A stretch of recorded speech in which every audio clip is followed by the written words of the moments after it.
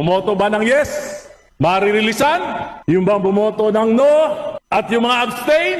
Maririlisan? Malalaman natin ang katotohanan sooner or later.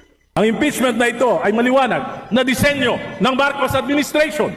Hindi para malaman ang buong katotohanan at para panagutin, kundi upang pabagsakin ang kalaban sa politika at upang makalusot sa pinakamalaking nakawan sa kasaysayan ng bansa.